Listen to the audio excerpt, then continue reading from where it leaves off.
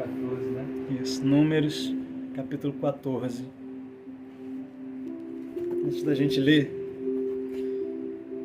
hoje Deus falou muito comigo acerca do que eu quero falar hoje.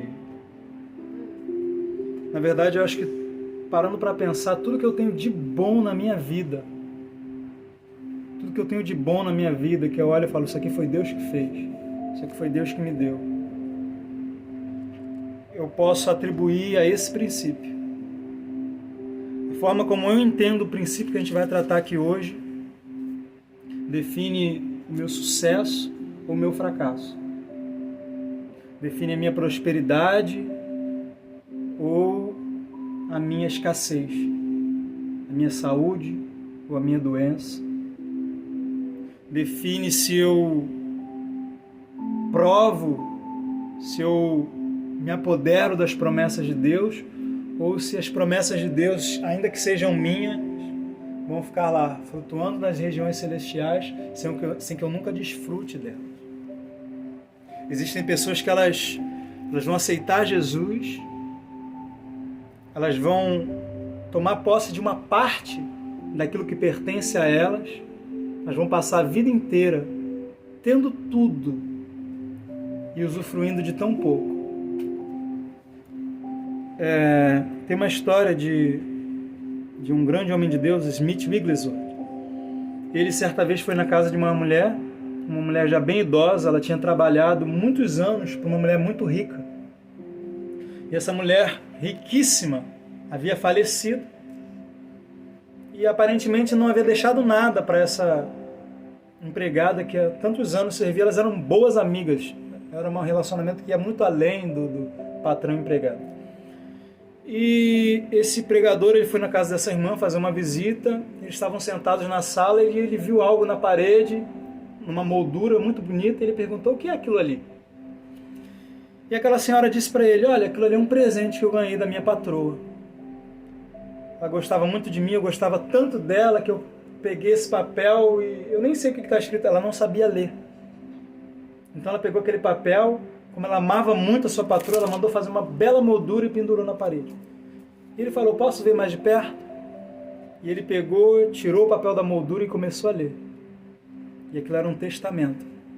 E aquela mulher havia deixado toda a sua fortuna para aquela empregada. Mas havia muitos anos que aquela mulher havia morrido. E esses muitos anos aquela empregada estava vivendo na escassez, na falta e na pobreza.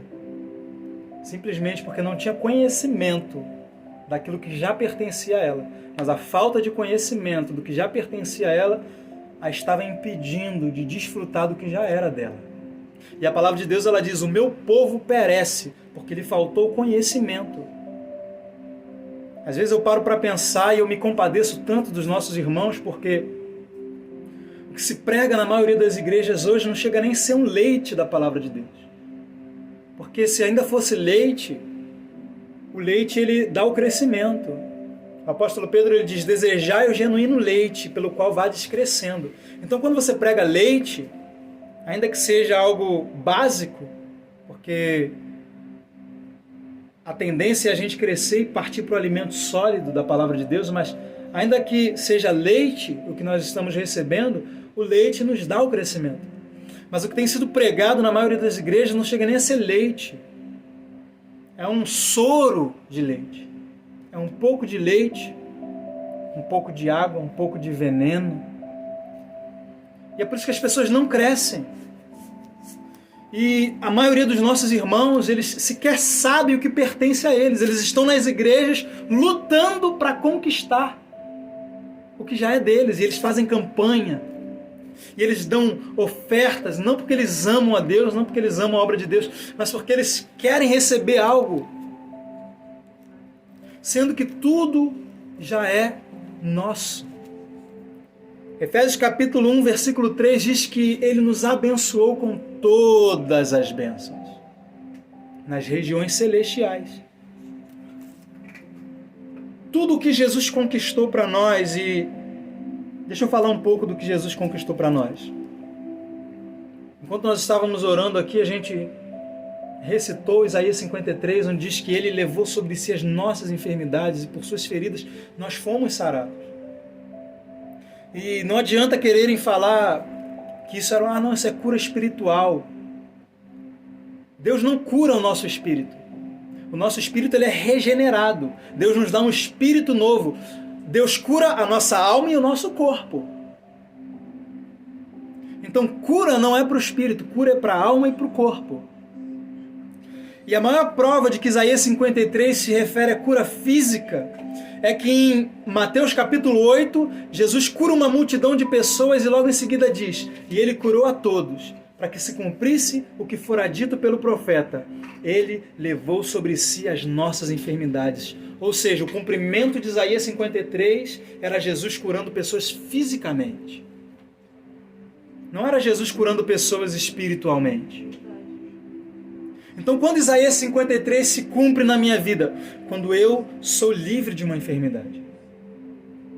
Então, a partir do momento que Jesus levou sobre si as nossas doenças, a cura nos pertence. Agora, o que mais nos pertence? Gálatas capítulo 3 diz que ele nos redimiu da maldição da lei, fazendo-se maldição em nosso lugar. Porque escrito está: maldito todo aquele que for pendurado no madeiro. Agora, ele nos redimiu da maldição da lei. Então, do que ele nos redimiu? Basta a gente dar uma pequena lida, uma rápida lida no que é a maldição da lei. Perceba que ele não nos redimiu da bênção da lei, ele nos redimiu da maldição da lei. Por quê? Porque as bênçãos são nossas. É como se a lei, com suas bênçãos e maldições, passassem pela cruz, e quando ela passasse pela cruz, as maldições ficaram lá, mas as bênçãos vieram. E a Bíblia diz que ele se fez maldição por nós, para que a bênção de Abraão nos alcançasse, por intermédio, não das nossas obras, mas por intermédio de Jesus Cristo. Então, não é quando eu dou o meu dízimo que eu sou abençoado. Não é quando eu dou uma boa oferta que eu sou abençoado. Foi quando Jesus foi pendurado no madeiro que as minhas maldições foram para ele e as bênçãos dele vieram para mim. A lei falava de bênçãos futuras. Está escrito lá em Deuteronômio capítulo 28. Veja, se fizerdes, se cumprirdes todos esses mandamentos, então, futuro, todas essas bênçãos virão, futuro, e te alcançarão, futuro. Então a lei fala de bênçãos futuras, condicionais às suas obras. A graça, a nova aliança, fala de bênçãos passadas. Bendito Deus e Pai de nosso Senhor Jesus Cristo, qual nos abençoou, passado, em Cristo. Então a lei falava de bênçãos futuras que viriam dependendo do nosso comportamento. A nova aliança fala de bênçãos que já vieram, que já nos foram dados, independente da nossa obediência. Porque pela obediência de um só homem nós fomos justificados. Não é pela obediência de dois homens, não é pela obediência de Jesus mais a sua, é pela obediência dele. Então nós somos abençoados pela obediência de Jesus, pela obra de Jesus. Na lei as bênçãos nos alcançavam dependendo das nossas obras. Na graça as bênçãos já nos alcançaram e só depende da obra de Jesus. A obra de Jesus é uma obra completa e nos garante as bênçãos da antiga aliança, as bênçãos de Abraão, que vem antes da antiga aliança, e bênçãos ainda maiores. Veja, o apóstolo Paulo, ele fala lá em 2 Coríntios, capítulo 1, que toda e qualquer promessa que foi feita por Deus tem nele, em Cristo, o sim e por ele o amém. A obra de Cristo é a nossa garantia do sim e do amém de Deus para qualquer promessa contida nessa palavra. Então, será que Deus quer que eu ande em saúde? Será que Deus quer que eu seja curado? Será que Deus quer que eu prospere? Será que Deus quer que eu tenha uma família abençoada? Será que Deus quer que a minha casa seja edificada, que eu e minha casa servimos ao Senhor. Será que Deus quer isso? Bom, se existe uma promessa falando acerca disso, então Deus está dizendo em Cristo, sim, amém. Agora, se tudo isso é verdade, por que isso não é verdade diante dos meus olhos? Por que eu olho para a minha vida e não vejo que eu sou curado? Por que eu olho e não vejo que eu sou próspero? Por que eu olho e não vejo que a minha família é abençoada, que a minha casa serve ao Senhor? Lá em Gênesis está escrito que a terra estava sem forma, vazia, e havia trevas sobre a face do abismo. Mas não era só isso. A Bíblia também diz que o Espírito Santo pairava sobre a face das águas.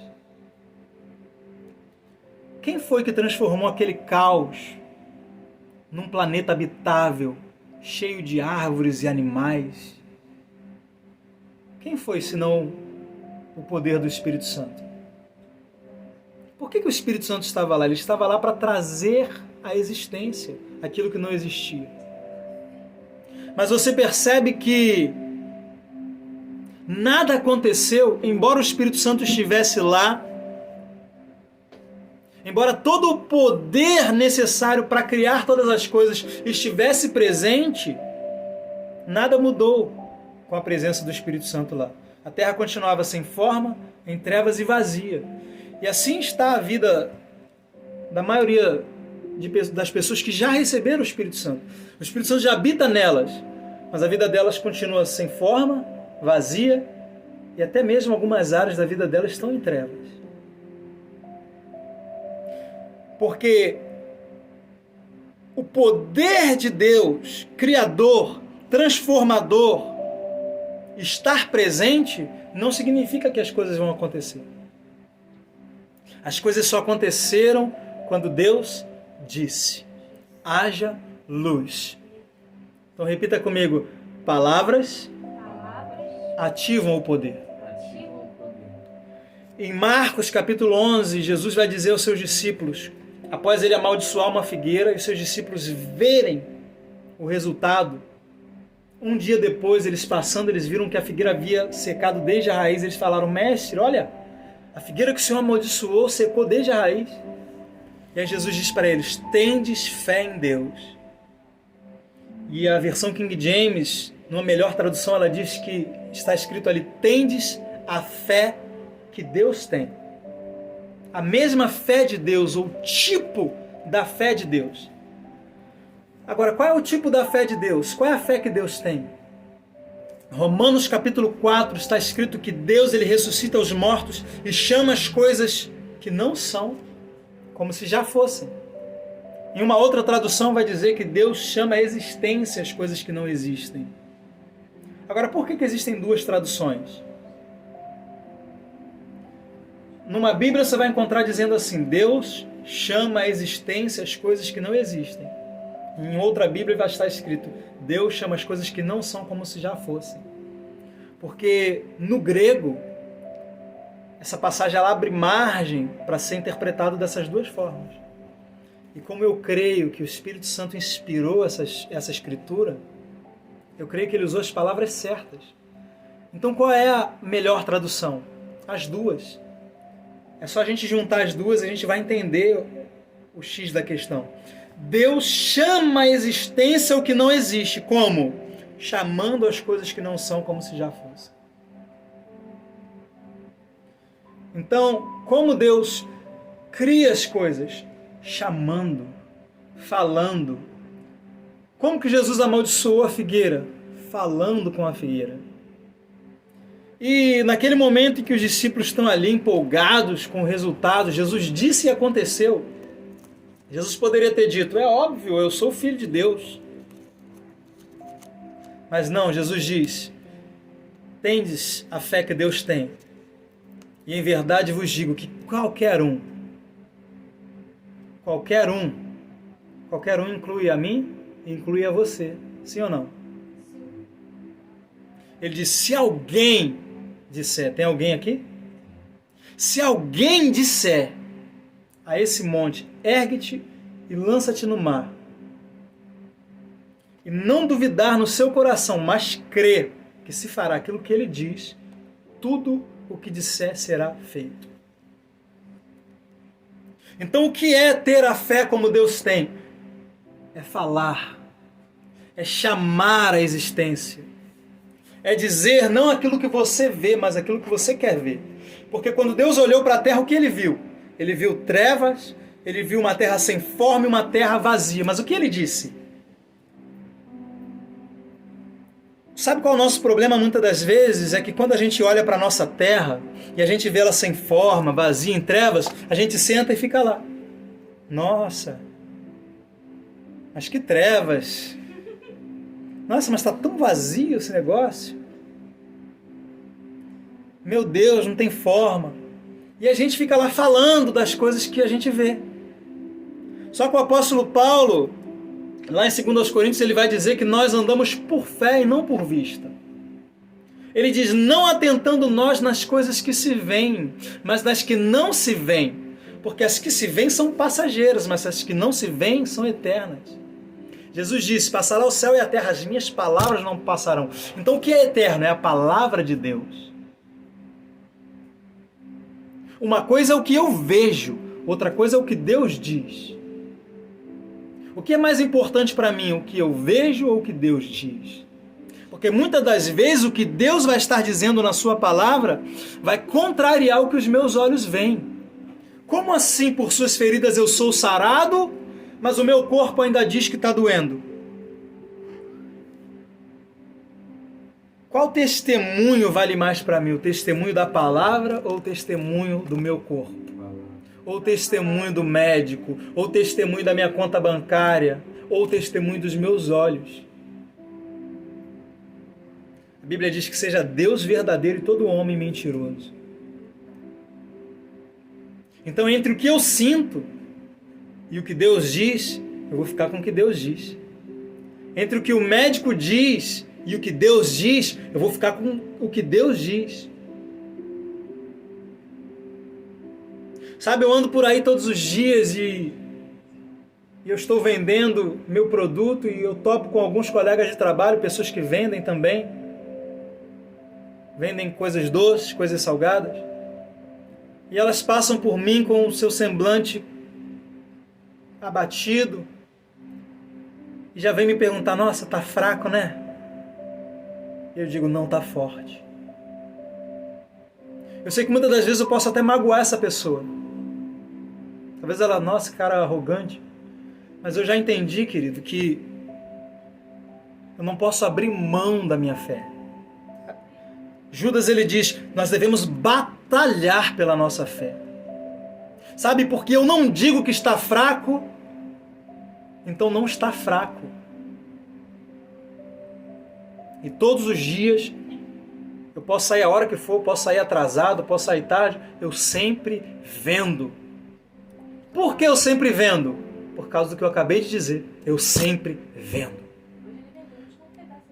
Porque eu falo o que eu sempre vendo. Hoje, por exemplo, foi um dia que, sábado, estava tudo fechado, as ruas todas fechadas, as pessoas fazendo festas. E, aparentemente, tudo dizia para mim, você não vai vender tudo hoje. Mas em todo tempo eu dizia, eu já vendi tudo hoje. Eu vou vender até o último pedaço hoje. Eu estou vendendo muito hoje. Os clientes estão fazendo fila ao redor do meu carrinho. Eu não falava o que eu via e nem o que eu sentia, porque às vezes nesses momentos nossas emoções querem falar. Mas esse é um péssimo momento para você deixar a sua emoção falar.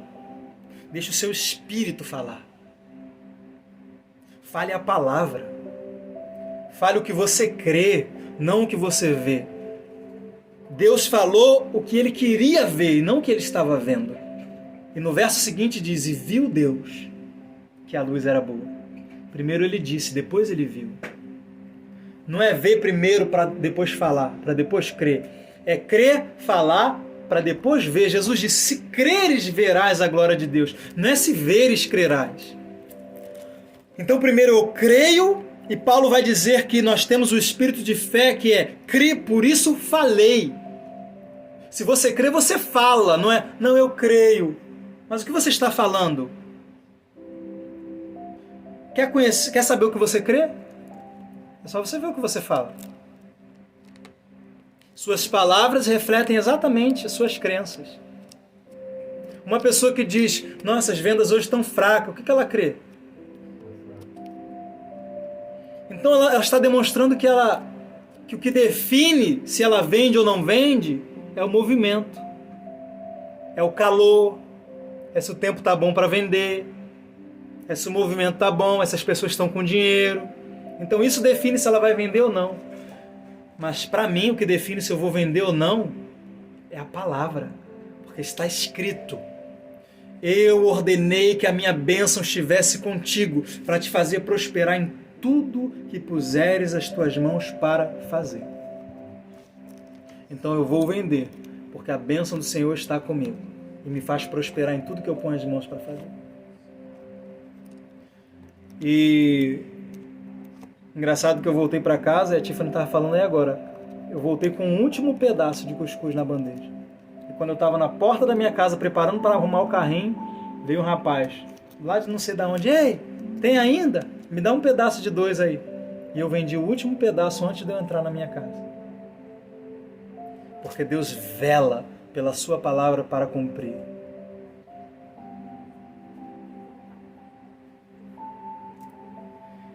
E preste bem atenção. Preste bem atenção. Deus não apenas vela pela palavra dele, saindo da boca dele, mas Deus vela pela palavra dele saindo da sua boca. Quando você fala alinhado com a palavra de Deus, Deus respalda as tuas palavras. E se Deus criou o mundo com suas palavras, lá em Hebreus capítulo 11 está escrito que pela fé entendemos que os mundos foram criados pela palavra de Deus, não a partir do visível, mas a partir do invisível. As coisas visíveis surgiram das coisas invisíveis. E você está mais preocupado com o que você vê? Mas são as coisas que nós não vemos que definem as coisas que vemos. Jesus disse, as minhas palavras são espírito e vida. Mas você sabia que todas as nossas palavras são espírito? Palavra é a expressão do nosso espírito. Deus nos deu a fala para nós podermos expressar o nosso coração. Jesus disse, do que há em abundância o coração, isso produz os lábios. A boca fala do que está cheio o coração. E lá em Provérbios está escrito, sobre tudo que se deve guardar, guarda o teu coração, porque dele procede a saída da vida. Então, dependendo do que está no seu coração, é o que você vai falar. E o que você vai falar vai criar a sua realidade. A gente vai terminar aqui em Números 14, mas antes eu quero ler Provérbios. Provérbios 18.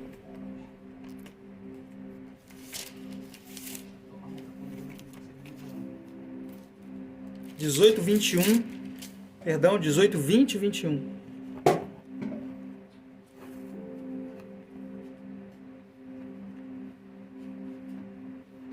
Provérbios que é 20 e 21. Não, 18, 20 e 21.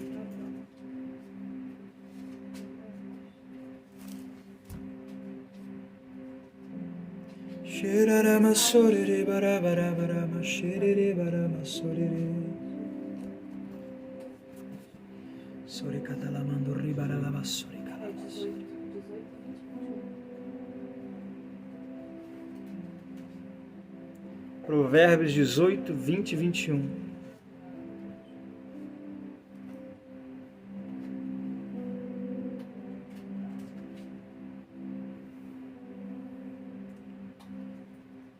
Do fruto da boca de cada um se fartará o seu ventre. Preste bem atenção. O seu ventre vai se fartar, ou seja, sua barriga, seu estômago vai se encher daquilo que você fala.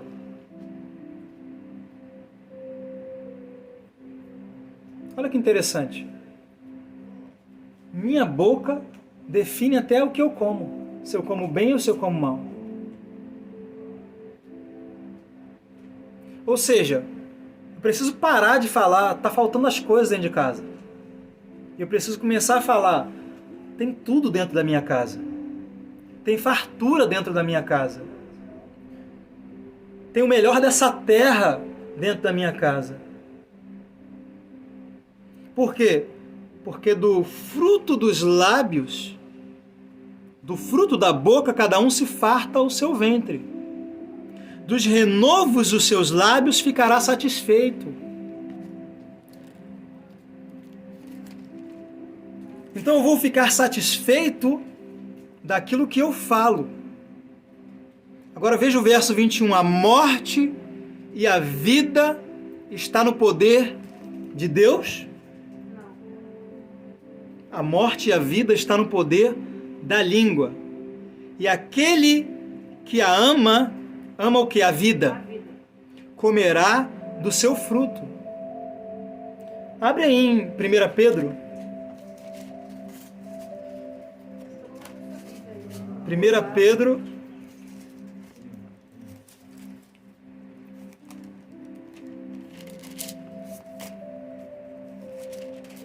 Primeira Pedro 3.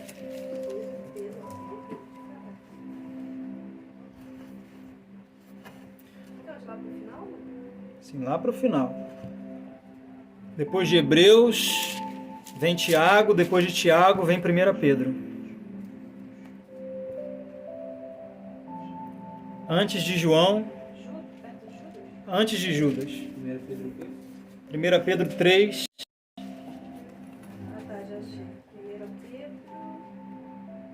3:10. Aqui você vê que Pedro está falando a mesma coisa que está lá em Provérbios 18, 21. Porque quem quer amar a vida, percebeu que são as mesmas palavras? Quem quer amar a vida e ver dias bons, quem quer viver dias bons aqui? Dias de fartura, dias de alegria, dias de prosperidade.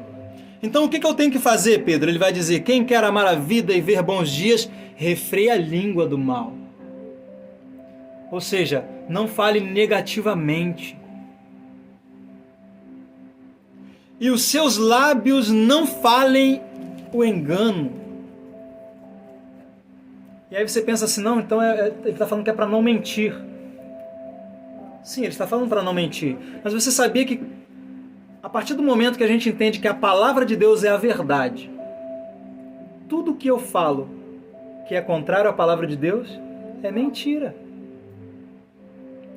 Qualquer coisa que eu falo que está contrário à palavra de Deus, eu estou falando uma mentira. E Pedro está dizendo, quem quer amar a vida e viver dias bons, refreia sua língua do mal, de falar coisas más, coisas negativas.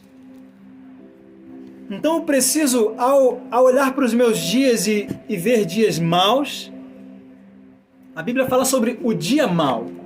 Está lá em Efésios capítulo 6, ele diz que nós passamos pelo dia mau. Mas dias bons está no plural, dia mau está no singular. Graças a Deus que a gente passa pelo dia mau, mas o que Deus tem para nós são dias bons. Agora, se você está vivendo dias maus, se são situações ruins que nunca vão embora da sua vida, que nunca se resolvem, é uma doença que nunca se cura, é uma pobreza da qual você nunca sai, é uma dificuldade financeira que você nunca supera, é um problema emocional, familiar que você nunca vence. Então eu preciso olhar o que eu tenho dito acerca dessas coisas. Será que não são as minhas palavras que estão criando o meu mundo? Porque Deus criou o mundo falando. O que eu tenho falado sobre as minhas finanças? Será que eu falo, nossa, olha uma coisa que eu falava muito antigamente. Nossa, o dinheiro vai embora muito rápido. Você lembra que eu falava isso direto? Pegava R$100 e ali comprava um negócio, aí daqui a pouco eu estava só com R$10 e eu falava, nossa, o dinheiro vai embora muito rápido. Hoje eu passei o dia falando assim, ó, o dinheiro vem para as minhas mãos. Não, o dinheiro não vai, ele vem. O dinheiro vem para as minhas mãos. Então são essas coisas que a gente fala e a gente não percebe e a gente define a nossa realidade. Veja que Salomão disse: a morte e a vida estão no poder da língua.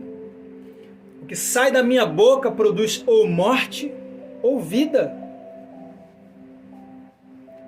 Eu posso produzir morte ou eu posso produzir vida para minha esposa, a mulher para o marido. Depende do que eu falo. Eu posso produzir morte ou vida para os meus filhos. Sabe, existem pessoas que estão com a vida destruída porque passaram a infância ouvindo dos pais: ah, você não presta para nada, você não serve para nada, você é burro. Sabe, quando o filho mais velho, o Jonathan, ele era mais novo, ele ainda não falava, ele demorou muito para falar, e ele sempre foi essa criança bem saudável, bem cheio de energia. E as pessoas sempre diziam para mim, para minha esposa: nossa, esse menino tem algum problema.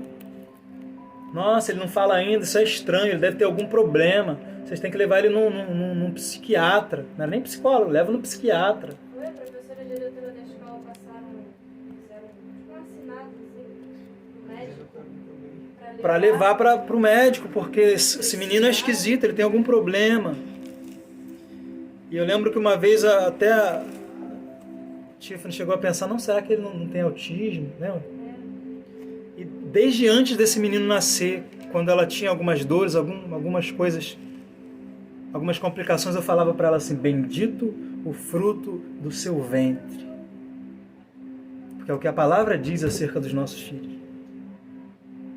E eu lembro que quando aconteceu essa situação, eu passava algumas noites, eu impunha as mãos na cabeça do meu filho, e eu falava: meu filho é um gênio, meu filho é inteligente, meu filho tem uma mente excelente. E a gente pôde, uma vez na escola, no final do ano, ouvir da professora que ele era o melhor aluno da turma, ele era o mais inteligente, ele sabia todos os nomes dos alunos, dos amigos dele de cor, ele conhecia todas as palavras do alfabeto, ele já conhecia os números, ele conhecia todas as formas, as cores, e ninguém precisou ensinar. Do mesmo jeito que a professora falou, né, assinou lá no papel dizendo todos os problemas dele, eles tinham que fazer uma avaliação com cada aluno, eles tinham que escrever de novo os progressos, coisa toda. Ela tem que escrever tudo de bom da Jonathan na folha. Isso é verdade. Do mesmo jeito que eles tiveram que escrever: não, seu filho tem problema, seu filho precisa ir para um médico. Eles tiveram que escrever: nossa, o desempenho do seu filho foi excelente, ele é o melhor aluno da turma, ele é amoroso, é inteligente, tem uma capacidade intelectual. E eles tiveram que falar. Quando a professora depois falar que esse ano, né, trocou de professora, a professora falava: nossa, que saudade do Jonathan, só que eu sentia falta do garoto. Sabe, a gente precisa rejeitar. A Bíblia diz: bem-aventurado o homem que não anda segundo o conselho dos ímpios. Não posso aceitar como realidade o que as pessoas dizem acerca da minha vida, porque as pessoas estão vendo apenas a minha vida, mas eu estou vendo o que Deus diz acerca da minha vida. E o que Deus diz acerca da minha vida é maior do que o que eu vejo, o que as pessoas acham acerca da minha vida. Então, morte e vida estão no poder da língua. Eu preciso produzir vida. Eu preciso usar a minha boca para produzir vida. Abre aí em Tiago. Vem logo antes de Pedro.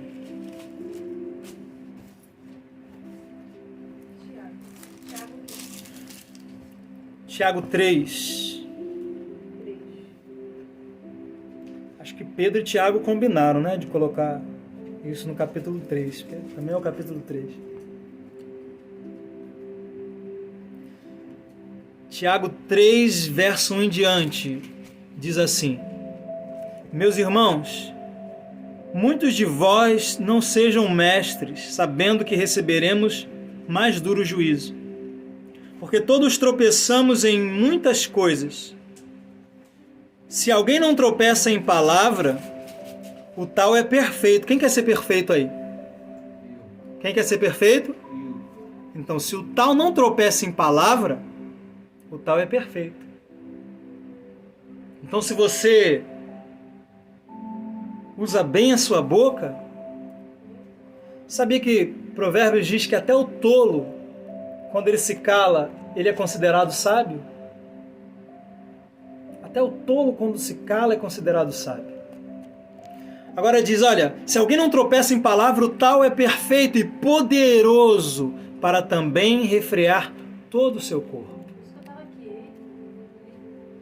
Se você usar bem as suas palavras, se você aprender a usar a sua boca, até mesmo o seu corpo, você vai dominar.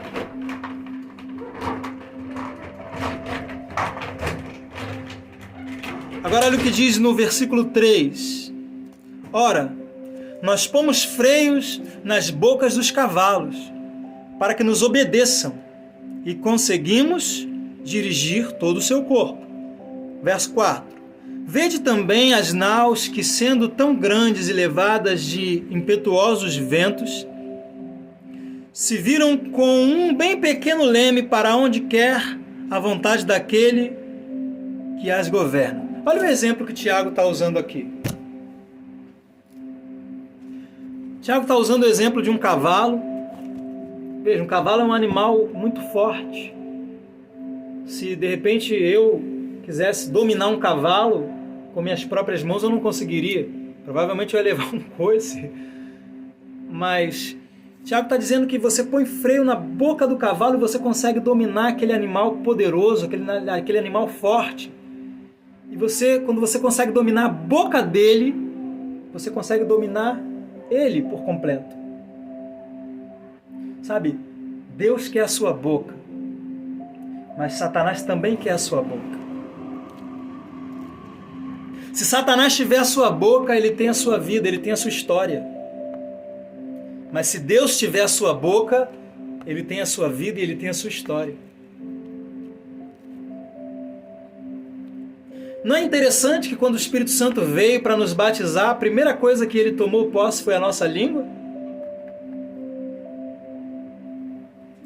O primeiro lugar que o Espírito Santo tocou ao nos batizar foi a nossa língua. Por quê? Porque se você põe freio na boca do cavalo, você dirige para onde ele vai.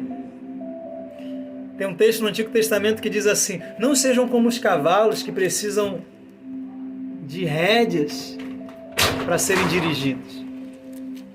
E aí o Espírito Santo ele vem e a primeira coisa que ele coloca é uma fala, uma linguagem sobrenatural na nossa boca, para que através dessa linguagem sobrenatural ele governe a nossa vida. Sabe o que eu senti hoje quando o Espírito Santo falava comigo acerca dessa palavra? Eu senti assim, que o Espírito Santo veio e ele olhou para nós e ele fala assim: olha, eu vou te dar a oração em línguas, porque na falta de coisa melhor para você falar, você vai poder falar em línguas.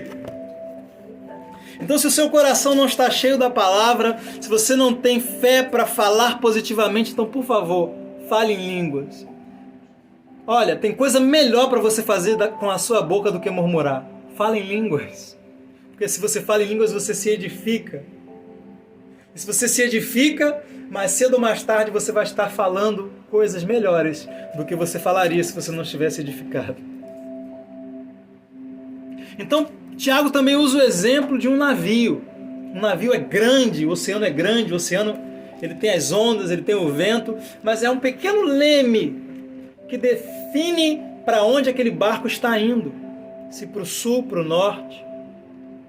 E ele está usando o exemplo do leme para falar da língua, que é um pequeno órgão. Mas você sabia que a sua língua define até se você vai para o céu ou para o inferno? Querido, se a sua língua define aonde você vai passar a eternidade, se ela define o seu destino eterno, você acha que ela não define quanto dinheiro você ganha? Quão saudável é o seu corpo? Será que ela não define o seu estado emocional? Passa meia hora falando assim, nossa, eu tô tão triste, nossa, tô tão para baixo, tô tão triste. Passa meia hora falando isso, para você ver como você vai se sentir depois. Hoje, olha o que aconteceu hoje. Eu estava na rua, e aí de repente alguns pensamentos ruins começaram a tentar afligir a minha mente, eu comecei as minhas emoções de repente começaram a se deixar levar por aqueles pensamentos, mas de repente do meu espírito, e é muito bom quando você ora em línguas, você tem um espírito edificado, e esse espírito ele está pronto para ministrar para a sua alma. E aí de repente quando a minha alma estava ali turbulenta, e de repente do meu espírito brotou um versículo. O reino dos céus não consiste em palavra, mas ele é paz, justiça e alegria no Espírito Santo. E aí Jesus disse, o reino dos céus está dentro de vós. Espera, se o reino dos céus está dentro de mim, e o reino dos céus é paz, justiça e alegria do Espírito Santo, então eu tenho a alegria do Espírito Santo. E aí eu comecei a falar, eu tenho a alegria do Espírito Santo. Eu tenho alegria no Espírito Santo. De repente eu comecei a dar risadas, mas não risadas, que às vezes eu dou risada pela fé, sabe? Eu estou assim, e eu vejo que o diabo está tentando agir contra a minha vida, e eu começo a dar gargalhada. Eu dou risada pela fé. Mas nesse momento que eu comecei a confessar que eu tinha a alegria do Espírito Santo, eu comecei a dar uma gargalhada e parecia que alguém tinha me contado. Já viu aquela piada que a pessoa conta que você é irresistível, você não consegue não rir? Aquela coisa engraçada que você começa a rir. Eu comecei a rir no meio da rua. De onde veio aquela risada? Do meu espírito. Então nós temos muita coisa dentro de nós que a gente deixa de usufruir porque a gente não fala corretamente. E nossas palavras podem até definir se a gente está alegre ou se a gente está triste. Você pode sair da depressão falando. A pessoa pode sair da depressão falando. Ela tem que começar dizendo, eu não estou em depressão. Esses sentimentos são mentirosos. Eu tenho alegria. Eu tenho a alegria do Espírito Santo. Eu sou uma pessoa alegre. Nossas palavras, veja o que Tiago disse. Você sabia que uma depressão, ela na maioria das vezes, ela é química? Porque você vê que um remédio consegue fazer a pessoa reagir. Só toma um remédio e já não fica tão triste. Por quê? Porque o remédio trabalhou naquelas químicas daquele organismo, naqueles hormônios que estavam produzindo aquela sensação.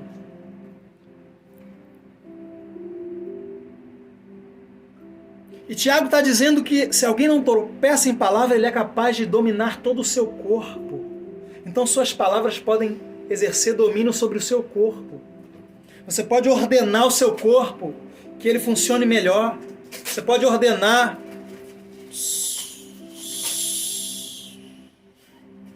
Você pode ordenar que ele produza os hormônios corretamente. Então, morte e vida. Agora vamos ler lá aquele texto para a gente encerrar. É o quê? Pedro? Números. Números 14. Foi o primeiro texto que eu pedi para vocês abrirem. E a gente vai ver aqui um povo abençoado demais.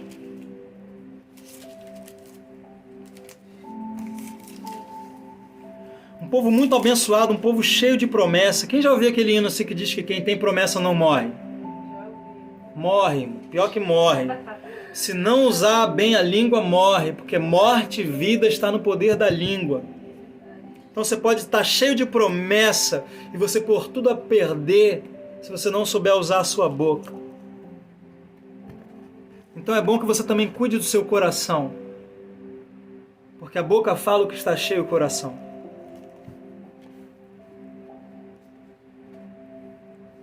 E como eu cuido do meu coração? Cuidando dos meus ouvidos. É por isso que eu não ouço qualquer pessoa. Eu não ouço qualquer pregação. Eu tenho as pessoas certas, que eu sei que tem revelação da palavra, sei que ora em línguas, que tem relacionamento com o Espírito Santo. Porque quem controla o que você come, controla a sua saúde. Sabia disso? Porque se eu faço uma comida para você e eu te dou uma comida envenenada, eu estou definindo a sua saúde, a saúde do seu corpo. Da mesma forma, a quem você empresta o seu ouvido para te alimentar da palavra de Deus, por exemplo, você está aí sentado, 45 minutos você está aí sentado me ouvindo. É uma confiança muito grande que você está dando para mim. Você está me confiando a sua vida. Por quê? Porque se eu prego para você fé, palavra de Deus, isso entra no seu coração e produz fé, e amanhã isso vai estar saindo pela sua boca e vai estar afetando toda a sua vida. Porque a fé vem por ouvir a palavra de Deus. E a incredulidade vem por onde? Por ouvir também. Então olha o que aconteceu com esse povo. Esse povo, eles tiveram a oportunidade de ouvir dois tipos de pregação. Uma pregação de fé e uma pregação de incredulidade. E eles preferiram ouvir a pregação da incredulidade. Veja, então, antes da gente ler, eu vou dar o pano de fundo aqui. Moisés tinha acabado de separar 12 espias e enviado para espiar a terra. E Deus já havia dito, essa terra é de vocês, eu tenho dado essa terra. Eu entreguei essa terra, eu entreguei o povo dessa terra nas suas mãos. Ou seja, a terra já era deles, eles só precisavam entrar. Aí Moisés separa 12 espias para ir lá e ver a terra. Perceba, eles foram enviados para olhar a terra. Mas sabe o que eles ficaram olhando? As dificuldades, os gigantes, os exércitos. E nós somos chamados para olhar para as promessas de Deus. Às vezes Deus nos dá uma palavra, às vezes nem uma palavra que está na Bíblia, às vezes uma palavra personalizada. Olha, eu vou fazer isso e isso com você. Eu vou te usar dessa forma, eu vou te dar isso, eu vou te colocar em tal lugar. Promessas específicas para nós. E aí automaticamente a gente olha, poxa, mas como é que vai ser isso? E aí a nossa mente começa a olhar para as dificuldades. Nossa, como que Deus vai cumprir isso? Não, como é que eu vou ter dinheiro para isso? E a gente começa a olhar para os gigantes que a gente vai ter que derrubar para possuir aquilo que Deus falou. Mas Deus, aqueles homens estavam sendo enviados não para espiar, não para olhar as dificuldades, mas para olhar a terra e ver que a terra era boa. Pedro, enquanto olhava para Jesus, que era a palavra, ele andou sobre as águas. Quando ele tirou os olhos da palavra e colocou os olhos nos ventos e nas ondas, ele começou a afundar.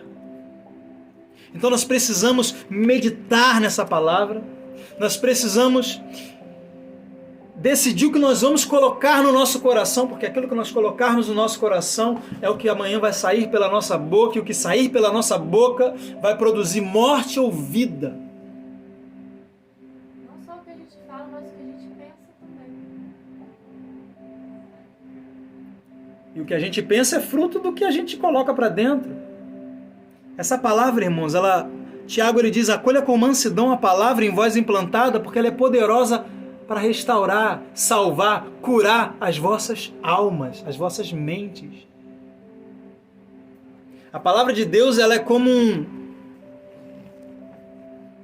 um Windows novo que você coloca no computador quando ele não está funcionando direito. Você vai lá e você formata aquele computador e você bota um Windows novo e aí ele começa a funcionar corretamente. Isso aqui é um reprogramador da sua mente. Paulo diz, habite ricamente em vós a palavra de Cristo. Então, se eu mudo aquilo que eu deixo entrar na minha mente, aquilo que eu deixo entrar no meu coração, automaticamente eu estou decidindo o que eu quero pensar de agora em diante. O que eu quero pensar de agora em diante? Eu quero pensar de acordo com a palavra de Deus. Então eu vou gastar minha mente com a palavra de Deus. Meu pai na fé, o pastor Hebe, ele me ensinou há muito tempo atrás. A nossa alma, ela se transforma naquilo que você mais a expõe. A minha mente, ela se molda àquilo que eu mais a exponho. Então, se eu exponho muito a minha mente à palavra de Deus, é bem provável que eu comece a pensar igual a Deus. E se eu penso igual a Deus, eu começo a ter os resultados que Deus tem. Quais são os resultados que Deus tem? Ele fala e acontece.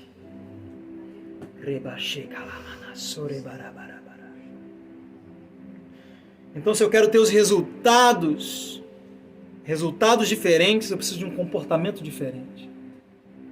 Eu preciso selecionar melhor o que eu escuto, o que eu leio, o que eu assisto, porque isso vai definir como eu penso e como eu falo. E como eu penso e como eu falo, tem um provérbio que diz, como você pensa em sua alma, assim você é. Sabia que você não deveria nem pensar negativamente sobre você mesmo? Você olha para suas falhas, para alguns defeitos e você assume aquela identidade. Não, você tem que olhar essa palavra e ver o que ela diz ao seu respeito, porque o que essa palavra diz ao seu respeito, essa é a sua verdadeira identidade, e você deve se moldar à sua nova identidade, e você deve declarar não quem você é na carne, mas quem você é em Cristo. Paulo diz, a ninguém conheçais segundo a carne, nem você mesmo. Então, ao invés de você ficar dizendo, nossa, tinha algumas coisas que eu ficava dizendo e esses dias eu comecei a parar para pensar, não, eu não vou falar mais isso. Por exemplo, nossa, eu sou muito desorganizado.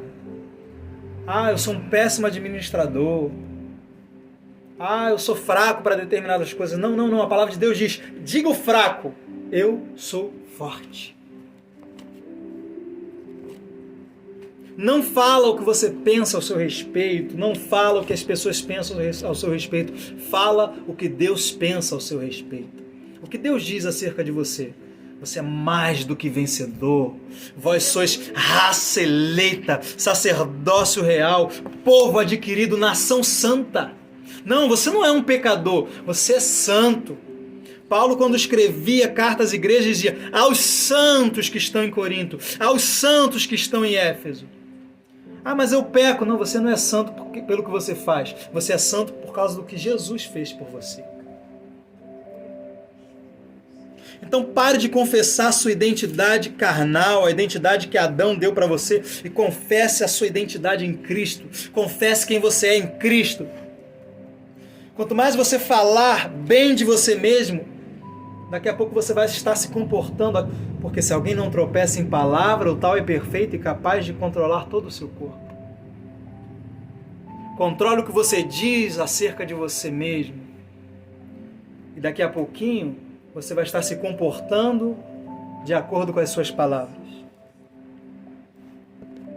E diz assim, depois que os espias voltaram, e 10 espias começaram a falar coisas negativas. Olha, o povo de lá é mais numeroso, lá tem gigante, a gente não vai conseguir possuir a terra, a gente vai perder a guerra.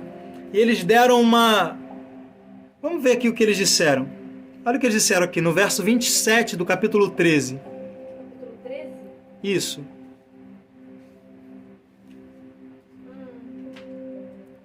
E contaram-lhe e disseram: fomos à terra que nos enviastes, e verdadeiramente mana leite e mel, e este é o seu fruto. O povo, porém... irmão, foge do porém. Não, Deus disse que eu sou curado, porém, estou sentindo dor. O povo, porém, que habita nessa terra é poderoso, e as cidades fortificadas, e muito grandes. E também ali vimos os filhos de Anak. Os amalequitas habitam na terra do sul, e os heteus, os jebuseus e os amorreus habitam na montanha, e os cananeus habitam junto do mar, e pela margem do Jordão. Essa é a pregação negativa, esse aqui é o mau relatório. Agora vem o pregador da fé, Calebe. Então Calebe fez calar o povo perante Moisés e disse: certamente subiremos e possuiremos em herança, porque seguramente prevalecemos contra ela. Olha que homem de fé. Nossa, que diferença, né? Nós vamos sim, nós vamos conseguir, a gente vai possuir, seguramente prevaleceremos contra ela. Olha agora, verso 31. Porém, os homens que com ele subiram disseram, aí os 10, de novo: não poderemos subir contra aquele povo, porque é mais forte do que nós. Sabe aquela pessoa que fala assim, não vou nem tentar, porque eu sei que eu não vou conseguir mesmo. Não vou conseguir esse emprego não, tem muita gente mais capacitada do que eu.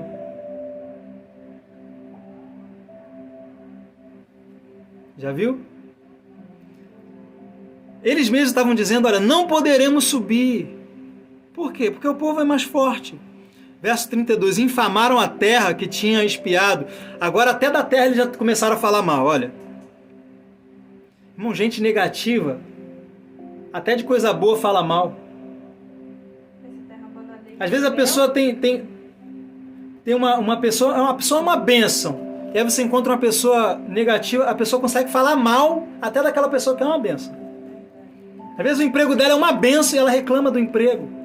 A casa dela é uma casa boa, ela reclama da casa. O marido é um bom marido, ela reclama do marido. A esposa é uma boa esposa, ela reclama da esposa, reclama do filho, reclama de todo mundo.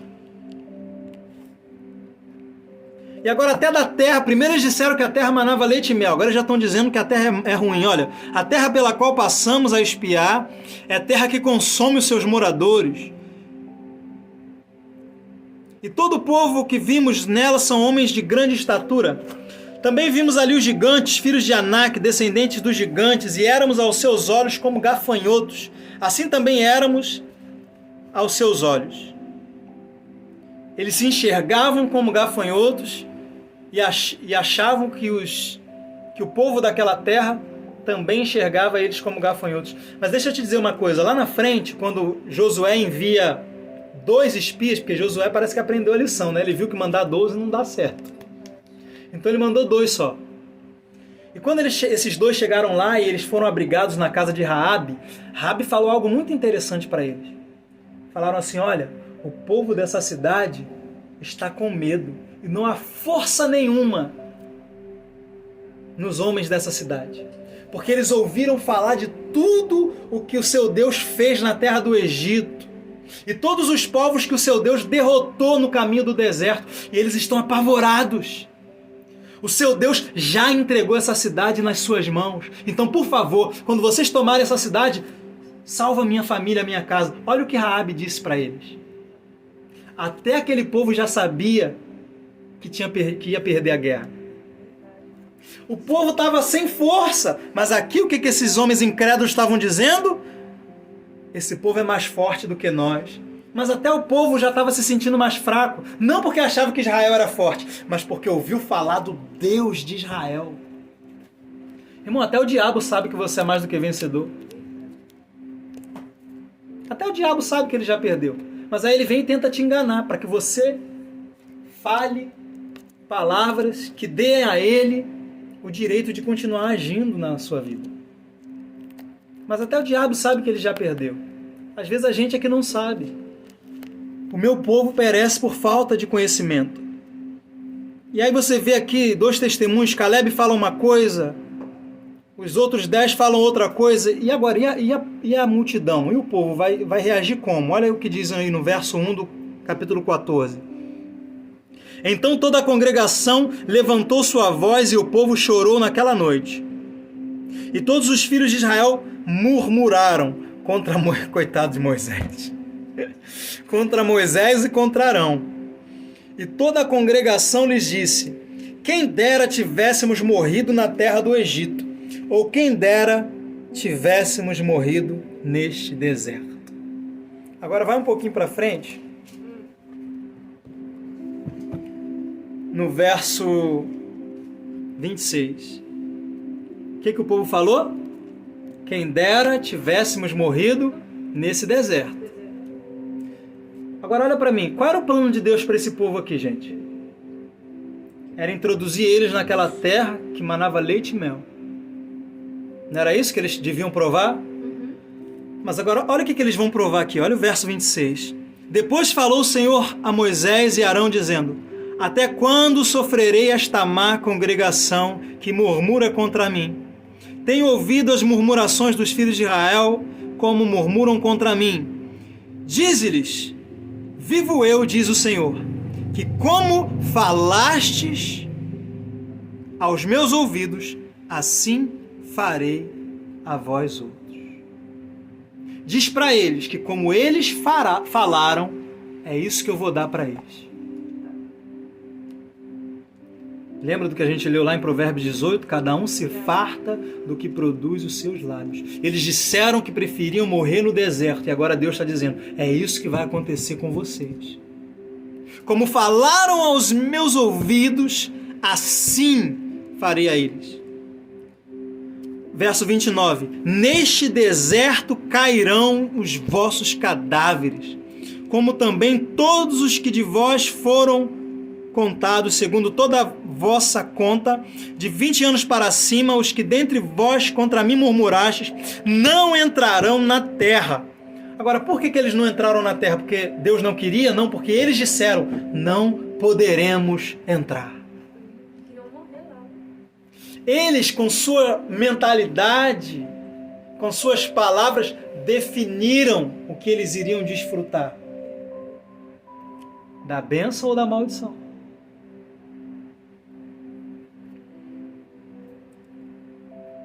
Agora, presta atenção aqui. Verso 24. Porém, o meu servo Calebe, porquanto nele houve outro espírito. Repita comigo, outro espírito. Outro espírito. Que outro espírito é esse? Paulo vai dizer, nós temos o mesmo espírito de fé. Cri, por isso falei. Qual era o espírito que Calebe tinha? Ele cria no que Deus havia dito e ele falava de acordo com o que Deus havia dito. Porém, meu servo Calebe, porquanto nele houve outro espírito, e perseverou em seguir-me, eu levarei a terra que entrou e a sua descendência possuirá em herança. É tempo da gente possuir a nossa herança, irmãos. Jesus morreu e conquistou para nós e nos fez herdeiros de Deus. As promessas de Abraão, as promessas da antiga aliança, as promessas da nova aliança são nossas, nos pertencem. E como nós vamos entrar nessa terra prometida? Falando, crendo com o coração e falando com a boca. Como você entrou na salvação? Como você foi salvo? Paulo disse, porque com o coração se crê e com a boca se confessa para a salvação. Até para ser salvo, você foi salvo, crendo com o coração e falando com a boca. É tempo de assumir um novo espírito, o espírito de fé. Amém? Pai, obrigado por essa palavra, Senhor. Ó Deus, queremos assumir uma nova postura de agora em diante. Pai, queremos selecionar, ó Deus, o nosso alimento, porque queremos guardar o nosso coração. Ó Deus, ajuda-nos, Senhor. Ajuda-nos a guardar a nossa mente, o nosso coração. Ajuda-nos, Senhor, dá-nos fome da Tua palavra, porque a Tua palavra é o que vai transformar o nosso entendimento. Ajuda-nos, Senhor. Dai-nos graça para praticar essa palavra. Ó Deus, queremos assumir o comando da nossa boca e não permitir, Senhor, falarmos coisas contrárias à Tua palavra, porque está escrito, como andarão dois juntos se não concordarem? É preciso concordar com Deus. Se Deus diz que eu sou curado, eu sou curado. Se Deus diz que eu sou liberto, eu sou liberto. Se Deus diz que eu sou mais do que vencedor, eu sou mais do que vencedor. Se Deus diz que eu sou abençoado, então eu sou abençoado. Então tudo que eu ponho as minhas mãos prospera.